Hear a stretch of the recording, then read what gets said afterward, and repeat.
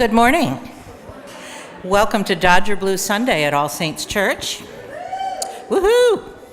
So, we have a really wonderful offering today, which I'll get into detail about in a minute, but it's always wonderful to welcome old friends back to All Saints Church, and this is one of those special Sundays. If you're new to All Saints, if you're visiting us today, we would love to know who you are, and we have some green clipboards over there. You can sign up to receive information about upcoming forums and other events here at All Saints Church. And out at the welcome table, the red canopy on the lawn, you'll find welcome bags full of information about ministries and events here at All Saints Church. Please pick one up and take it home with you. Each Sunday, we believe that we're called to put our faith into action, and you can find the action table on the lawn also.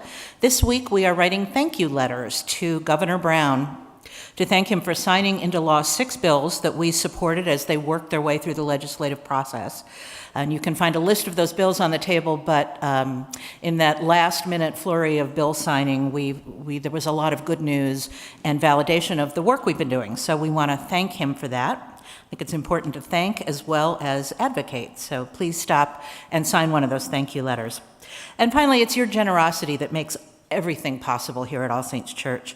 Please consider making a pledge to All Saints during our pledging season so that we can continue to be a beacon for justice and healing in the world.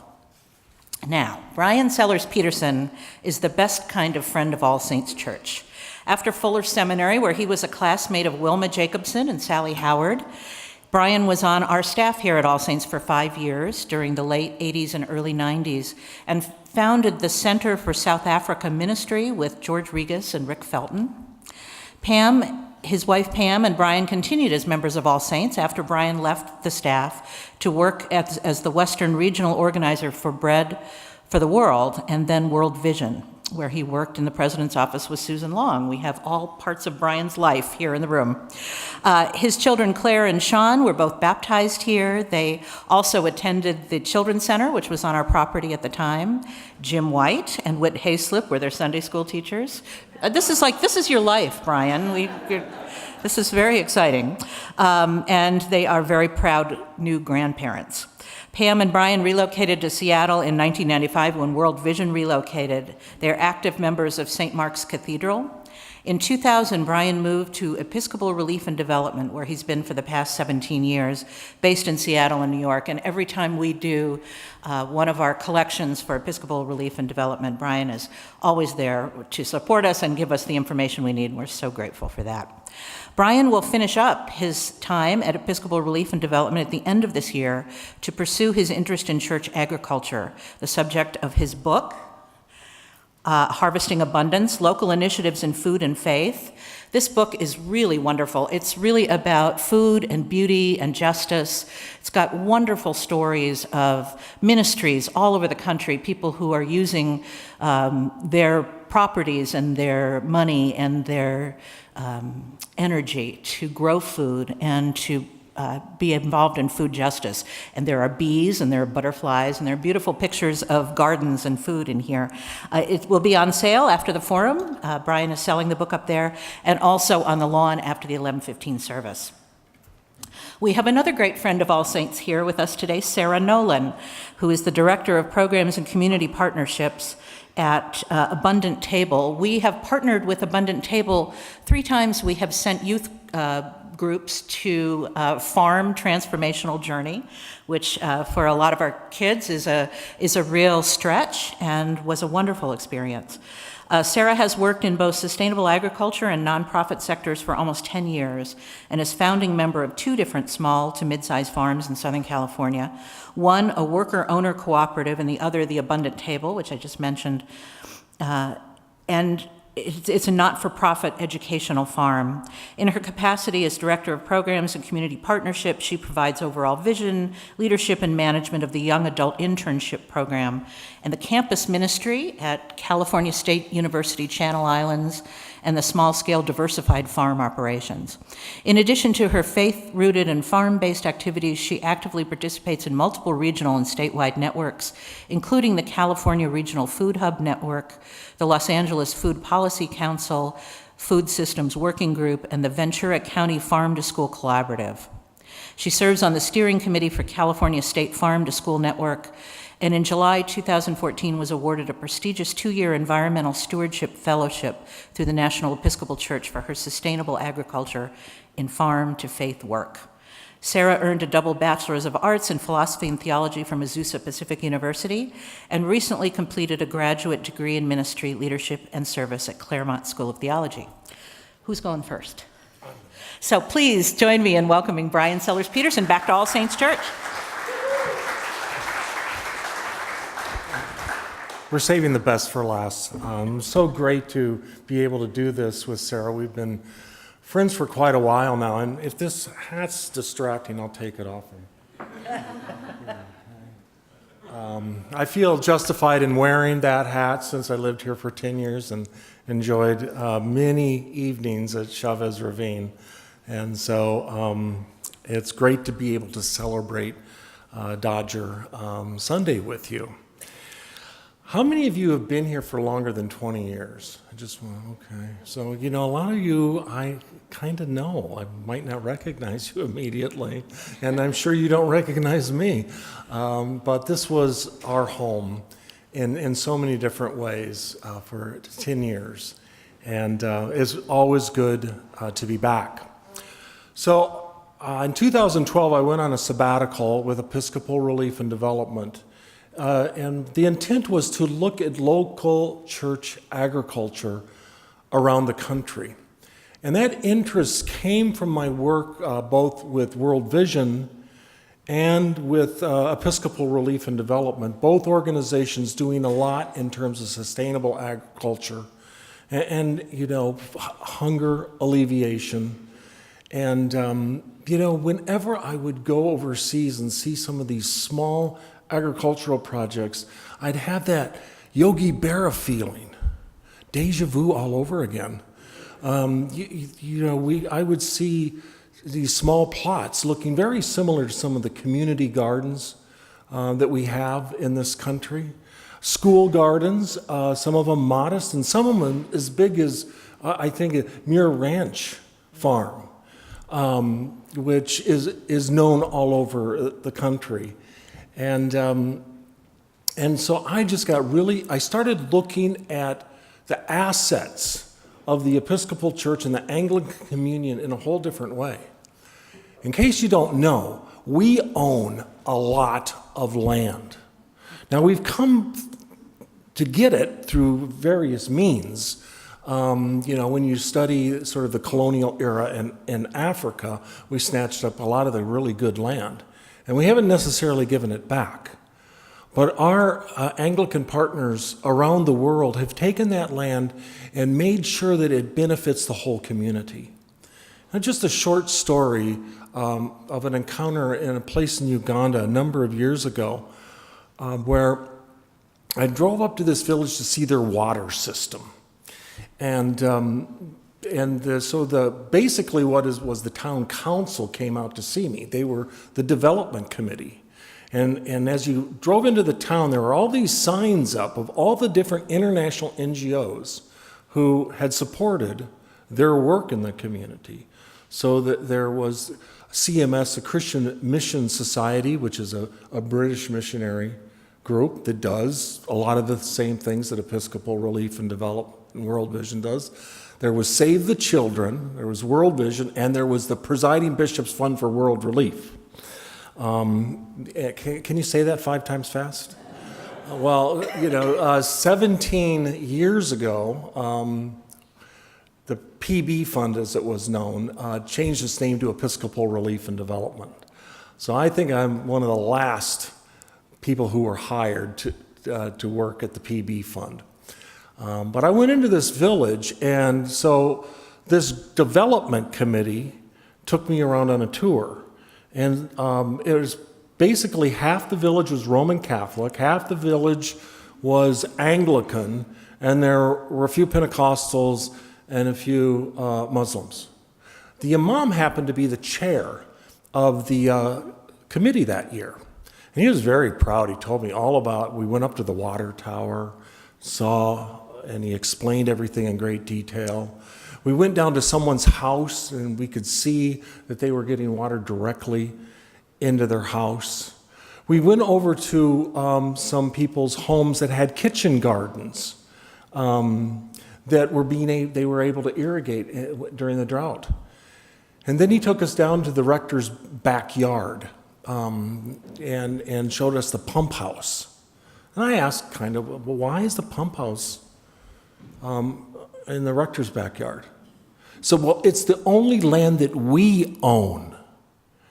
Only land that we own. And I prodded that a little bit, and actually all the land in that community, except for the Anglican parish and the Anglican rectory, were owned by the government, 99-year leaseholds. But, the Anglicans kept an old title deed, probably signed by Queen Victoria's viceroy. But the community considered that theirs. And it was an asset of the whole community. And, in many ways, that's how All Saints Pasadena operates. And I've been able to go out and see how that operates in communities around the United States.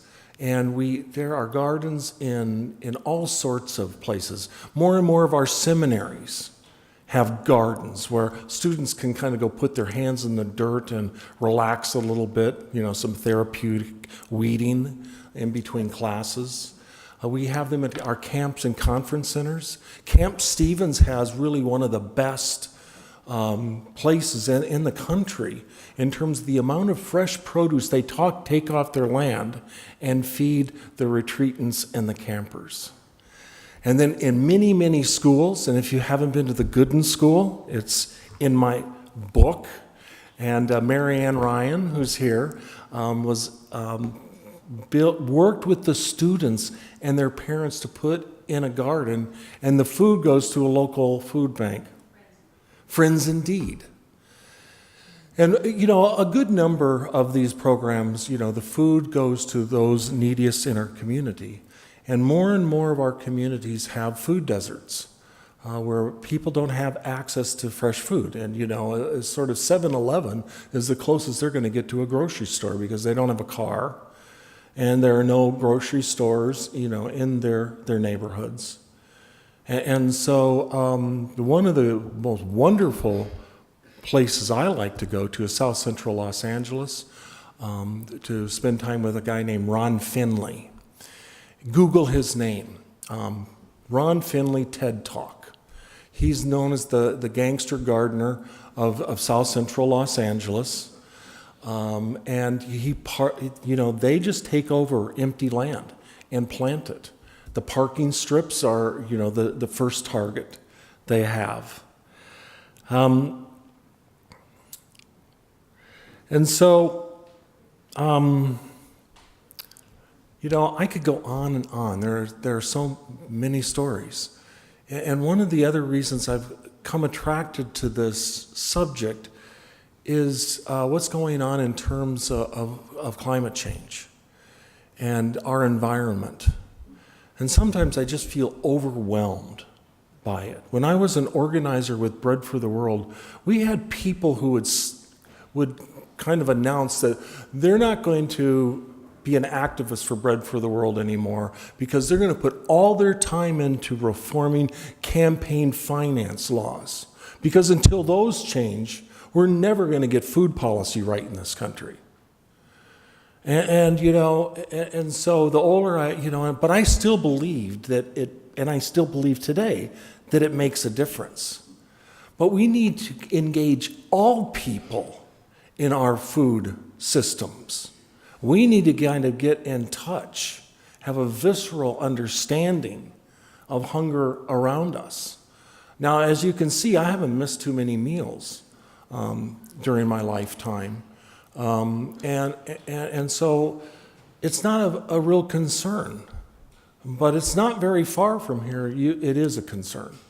And I think by digging up our backyards, digging up our churchyards, and you build relationships and partnerships. And I hear time after time from people who put gardens in that they're meeting their neighbors at church. And some of these people will never darken the door of the church. But they'll come and want to know, what are you doing in your parking strip? Can I help? Would you take some plants? I've got some plants you could replant in here. And community starts to build. And some of that's in the book. So I guess I can really sit down now, because all you really need to do is buy the book. There's a lot of really great stories in it. It makes a great stocking stuffer for Christmas, so plan ahead. But, be involved in the food system in some way. Think about what you're eating. Where did it come from? You think about the food mileage it takes to get that food to your table. And so not every church should be gardening or farming, but they should be all involved in some way in food. We're people, we celebrate around a table. Our religion is based on the bread of life. And so I think it's incumbent on us to consider that. So it's great to be here. I look forward to seeing you up at the table afterwards. And the foreword to the book is excellent. If you're only going to read one thing, just read the foreword to the book, because Sarah Nolan wrote it.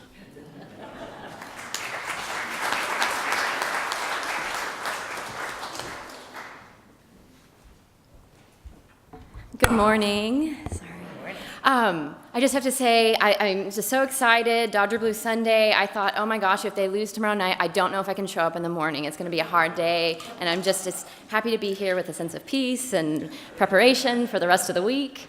Again, my name is Sarah Nolan, and something that I don't know if many of you know, because I was here for such a short time, but I would not be here today if it wasn't for All Saints Pasadena. I was actually a campus ministry student with Wilma Jacobson's Indaba group back in 2004, and I found the Episcopal Church, and I found agriculture because of my time here. And so the abundant table, when you think of that story, the parable of the scattered seeds, seeds are getting thrown and you don't know where they land, and you may never know what comes up. I feel like in many ways I'm one of those seeds that was scattered by All Saints Pasadena, and we found good soil somewhere. I would say it was rocky, marginal soil, so it's been a lot of work. But something's grown out of that, and that is the abundant table. The abundant table, I became a campus minister. I'm a lay campus minister out at Cal State Channel Islands. I was hired to work with the Reverend Julie Morris back in 2007. And I was working, it was a commuter college, and we were having a really hard time trying to understand what it meant to be a minister in our context. And so we began praying and worshiping and thinking about what it is in our context that we could bring that would be a ministry of mutuality to our community.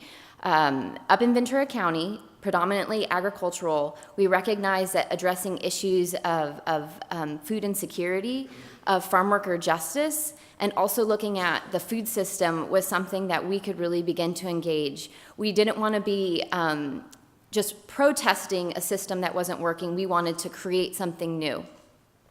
And so in 2009, we started an Episcopal Service Corps internship program, which is like an AmeriCorps program, but ours was rural and rooted in the Episcopal Church. We got 4 wonderful young adults to come out and live in a farmhouse, intentional community, and start a 5-acre farm. So fast forward to 2017, we now grow 5 acres of organic vegetables in Ventura County.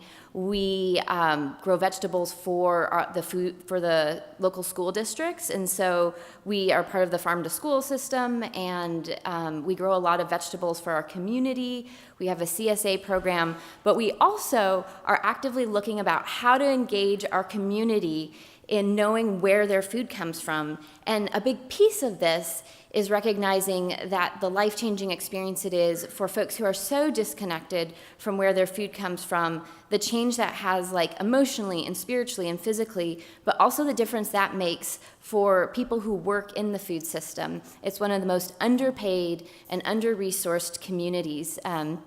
Two of our farm managers came, they were migrant farm workers from Mexico, came to America, of course, trying to escape different issues that they were facing in their country, came to America and worked in the celery fields for years. They found us when we were working in our farm in Oxnard, and we got to know them and found this connection of spirituality, of this connection around wanting to be ministers in our community, and also wanting to change our understanding of dignity for farm workers. We hired Reina and Guadalupe to run the farm and also to help us better understand what it means to be working to deconstruct the racism and the all of the challenges that keep us separate between folks who are doing the majority of the growing of our food and those of us who are consuming it, and also looking at the issues that many of the folks who are working in the field can't afford the food that they grow. So a lot of work that the Abundant Table does, someone once said, like, you're kind of like a blob, like, what do you really do? I like to think of it, we're an amoeba. We just kind of move as we need to best address the issues that we are facing in our context.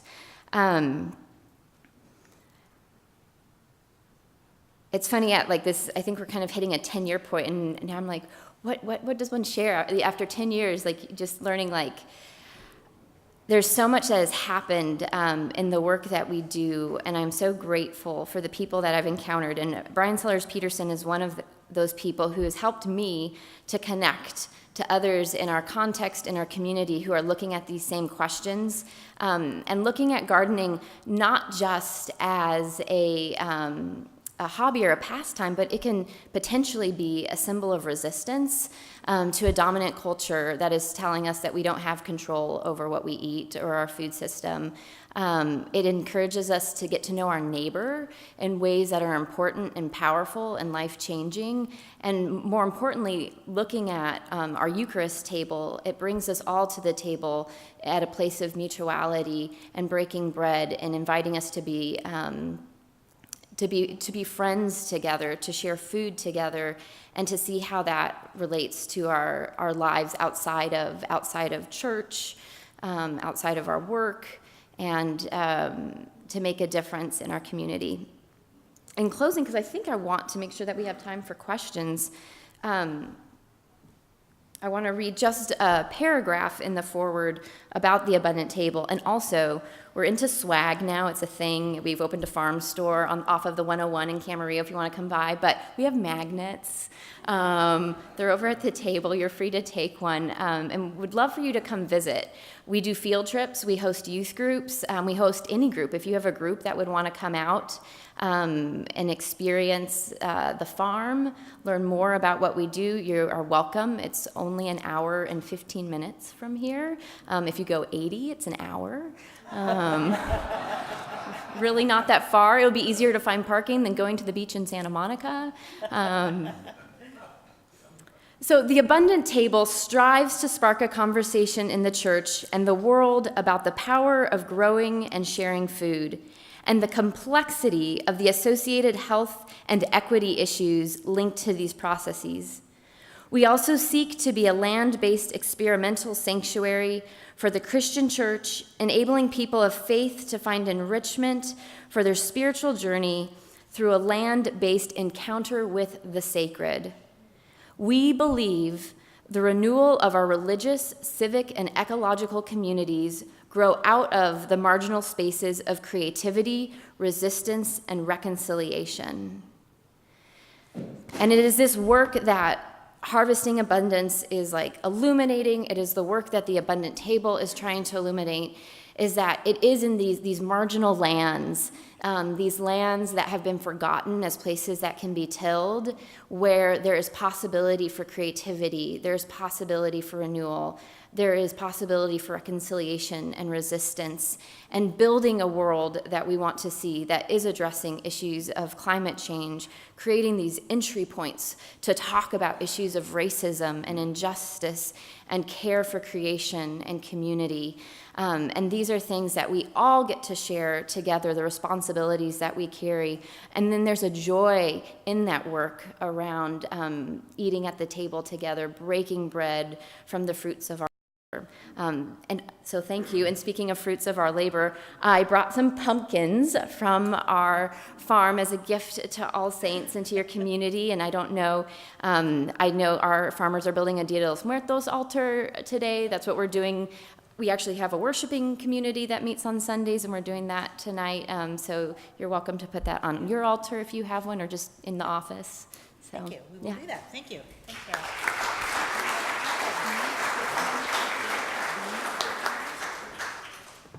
I asked Bryan, I'm going to take the prerogative of the first question, but I know that one of the things he does is beekeeping and promoting people doing beekeeping, and I find that fascinating. So I would love for you to talk a little bit about that. So bees are really important. What's the percentage, Sarah, of our food that's dependent on pollination? I think it's something like 60 or 70% or more. And those of you who are listening to NPR driving in know that bats are really important in terms of agave. That's beside the point, isn't it? But again, on one of my trips, this was to Western Kenya, I met with the Mothers Union group. And it's interesting, more and more as I visit, there are more and more men who are part of the Mothers Union. And I think that's fantastic, because a lot of places, that's really where things happen, and these men want to be where the action is. But this Mothers Union group had started a small beekeeping and honey supply business. And they showed me their hives. They were so proud, and they talked all about the supply chain. And some of because they would sell some locally, but then there were women who weren't involved in the actual keeping, but they were the ones who would take it to the city to sell at the market for more money than they could get locally. And so it was feeding a lot of people in many different ways. Besides, the most essential job of a bee is to be pollinating our plants. And it took me back to when I was growing up in the Midwest. Both my maternal and fraternal grandfathers were dirt farmers in northeast Nebraska. And my one grandpa would always take me out to the hives. And there's a little bit about that in the book. But, it brought that memory back so strong. And so I became a certified Washington State beekeeper. And this year we have 5 beehives on the roof of St. Mark's Cathedral. And I'm also keeping bees at 2 other parishes a little closer to my house. And I need to get home and do some harvesting. But the Pope's got like 1,000 hives at Castel Gandolfo.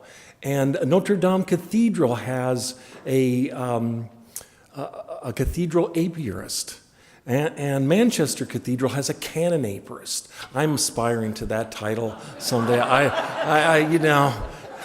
Mike, maybe at one of your meetings with Steve Thomas, and you could talk to him about that. Tim Safford, I just found out, casually mentioned this to Tim, but they have beehives on the roof of the parish house at Christ Church, Philadelphia. And so there's this movement going on. I even started a Facebook page called Episcopal Beekeepers. And so I'm finding all these stories that I post about bees. So buy the book. There's a little bit in here about bees. Yeah. Thank you. Okay, questions? Please raise your hand if you have a question. Red? Jim, why don't you take a mic and ask your question first? Put you to work. I will say that we had bees in the church here. Not planned, and we only found out because honey was dripping from the walls. Oh, so wow. maybe we'll do something more official someday. So, Jim, you want to ask your question? Yeah, Bryan, you mentioned needing to change campaign finance reform in order to affect food policy. Can you say more about that? Tell us about food policy and what it does and how it needs to change. First, I want to acknowledge, just the fine job you did with my daughter who's provided me a grandchild. Jim, what was it, the 4-year-olds? She was 3 when, yes, so. Shouldn't you be teaching right now? Did you skip out today? Christy and I did that for a few years. Oh, okay. Is Whit over there? Yeah. Oh, okay. You better come and buy a book. Yeah, it's a whole subject. The Farm Bill is one of the largest omnibus buses that works its way through Congress. And it gets filled up with all sorts of things that they have oversight of. And it's hard to get your arms around it. I mean, one of the real critical areas are watersheds. And again, the Farm Bill, has power over that. And it's not just the Department of Agriculture, it's the Department of Interior that can impact our food policy. And our Secretary of the Interior is not the brightest bulb in Washington. So it's a real concern, and I think we have to pay close attention and bone up on it. And the Washington office of the Episcopal Church has made the Farm Bill sort of a target priority for really, Congress in and Congress out for many years. But they're sort of re-upping their commitment, along with the presiding bishop's commitment to environmental stewardship. So the Episcopal Church is going to step up and provide more leadership on that subject. And I think it's incumbent on all of us to do what we can do, because it impacts urban agriculture. It impacts all kinds of agriculture. Okay, hands up. Yeah. Sorry. Over here. Thank you so much for being here. I was actually going to church, and I got a call from Don Thomas, and he told me you're going to be here, and I made a U-turn and came back. So I am thoroughly privileged, and Karen gave me a book, so I am super excited. I'm a recent graduate from Fuller, and I got called to the ministry of the garden late in my walk. I read this article by one of the professors that said gardener, builder, shepherd, and it changed my life. And so I would like to ask you, when you were saying that and that article was by Scott Carmode, and it's an amazing article. When you were saying every church, because that's my ministry, is now, I have a domain name called Church Plant without the U, and my hook is we don't grow without you. And I really believe that every church has to start in the garden, because that's where we started. So to hear you say that churches need to cultivate that, here in Northeast Pasadena, there is a food desert, and as Ron would call it, a food jail. People are dying because they have the highest diabetes rate, the highest hospital rate. I would like to know, as a person stepping into this ministry, I'm also called to go to a higher, like to rooftops. There's a lot of flat roofs, and I think that that's where we change ecology also. Can you speak a little bit on that? Either.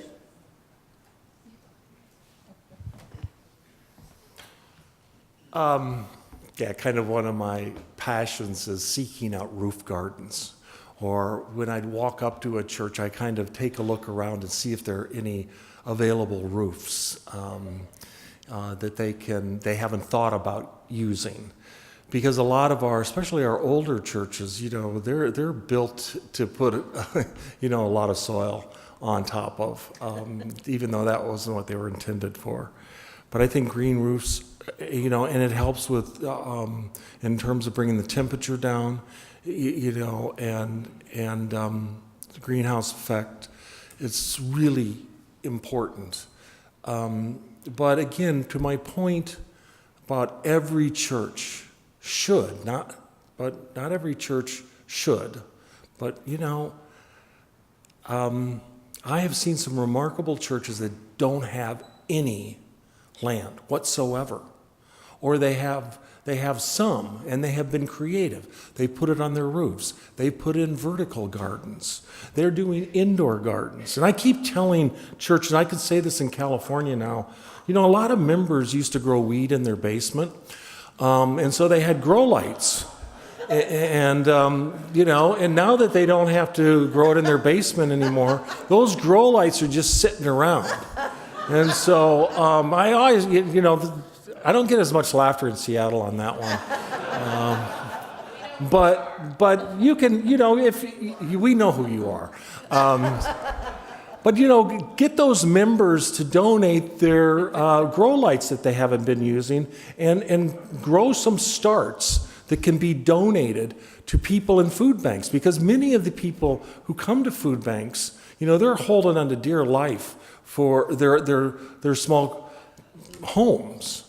And I went to this church that does that, and up and down the hallways of like this 1950s Christian ed building, they had, tables, those about 3 by 8 foot tables, just lined up, growing starts that went to the food bank. And they really didn't have any land, but they can do something. I mean, one of the other things that can be done is buying local, buying at farmers markets, getting to know the people who grow your food. I think that sometimes that's as important as growing your own food. Or when you do have to go to the grocery store, make sure that it's local food.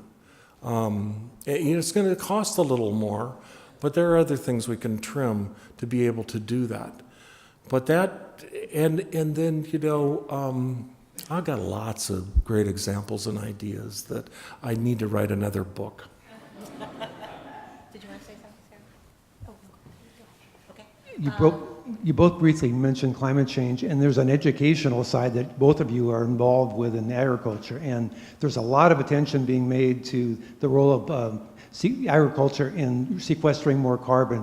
There's no-till organic agriculture, there's more grass grazing practices, and eliminating waste food. So, in fact, Paul Hawkins' book Drawdown has a huge number of the potential for changes in agriculture to sequester more carbon and help to address climate change. So, because you're both involved, both in farming and in public education around food, I'm sure I would hope that both your organizations could be involved more in educating the public on how they can get involved in sequestering more carbon in the soil and helping address climate change, and how you might do that through your programs there. Curious.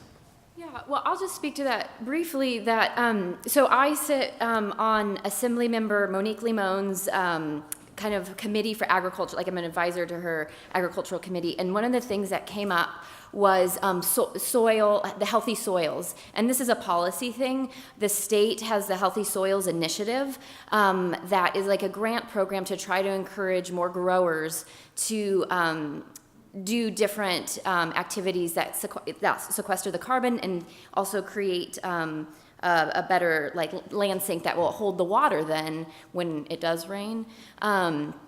And one of the things that came up in our last meeting, which was a couple weeks ago, especially in Ventura County, there's a lot of growers. It's hard to be a farmer right now, large or small. And a lot of growers are losing money. A lot of land is sitting fallow, but it's just sitting there. And there really isn't a connection between this policy that doesn't work great and these growers and the potential of putting the two together, like encouraging growers who are not making money by industrial strawberry production, they could actually be putting in some sort of cover crop and working with the government to do the sequestration.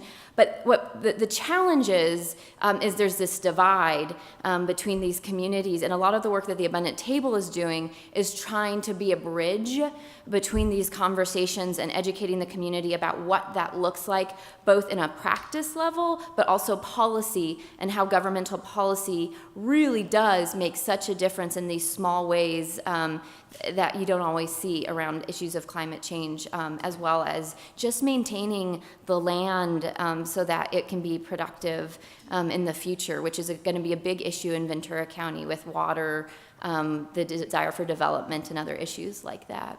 Sarah, can you just tell, for those of us who are not scientists in the room, what is carbon sequestration? What is that?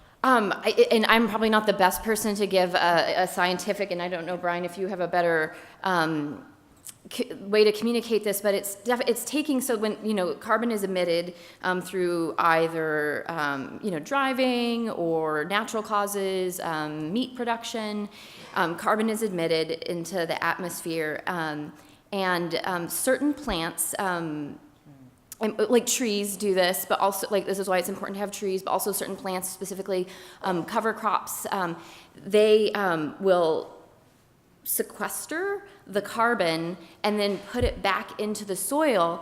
And that carbon in the soil is essential for the microbiology of the soil, the production of healthy plants, nutritious food. And I'm sure there's a much more thoughtful communication, but it's the cycle of life. It's great. Yeah, I just want to mention two examples. One is right here in this diocese, Seeds for Hope. They are, which is a diocesan program encouraging congregations and institutions of the church to grow food, but also to put in trees, again, to sequester carbon. One really exciting campaign that I would like to see happen in the United States is being done by the diocese in Greater London. I think Rochester, Southwark, London, and one I can't remember, along with the Lord Mayor. And they are putting in shade trees, to get more shade cover in the city, to bring the temperature down, to sequester carbon, and they're encouraging churches to put in pollinators as well. So, those are some real practical things that can be done in terms of, start thinking about some fruit trees. I think you can grow fruit trees around here. Okay. Jim, and then our last question, this gentleman's had his hand up for a while over here. Thanks very much, Sarah and Bryan. I really appreciate your practical contributions to this discussion. I come from New England, and in many cases, land has been used for everything else except farming in the last generations. But now I think there's a turning in education, particularly in university education. Many colleges and universities are not using their land for teaching farming and agriculture, orchard work, beekeeping, and all the rest of it. And you're doing it with the high school students, as I understand it, in Ventura County. I think I come from Claremont, and we're working with students in the Claremont colleges who are seeking to teach children in schools, with community gardens in schools, where biology begins, in the soil.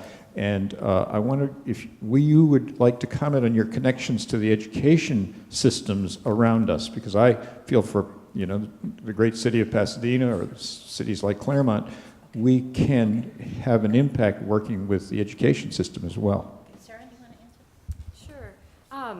Absolutely, and I think what that looks like, and so the Abundant Table education is one of our primary missions, and we work from, we had a preschooler out yesterday, and we've been feeding her since she was in her mother's womb, and we all the way to the whole from cradle to grave, we think education is essential. It is possible, and this is what I do with the Farm to School Collaborative. The work is training teachers and educators, but also bringing farmers and growers into schools to be able to look at the curriculum, the Common Core and STEM and all of that, to be able to connect different, like looking at the different subjects and how do you connect growing and agriculture to each of those subjects. Math, science, humanities, literature, economics. Like, one thing that's so amazing about the work of, growing food and feeding our communities is that it impacts all of these different pieces. It requires all of these pieces. And it is important to be able to train the next generation of educators, current educators, and then also bring in educators into our schools to be able to make these connections, because it is connected to this bigger picture of health and wellness. And I think of that, spiritual, emotional, physical, and it's also a process of helping people to understand where their food comes from, potentially has the power of deconstructing systems that divide our communities as well. I am so sorry. We're going to have to stop. It's 11 o'clock, and some of us need to get back to church. Will you hang around for a few minutes? Bryan is selling and signing books over here. Sarah will hang around and answer your questions. If you didn't get a chance to ask them, please join me in thanking both Bryan and Sarah for being with us today. Thank you.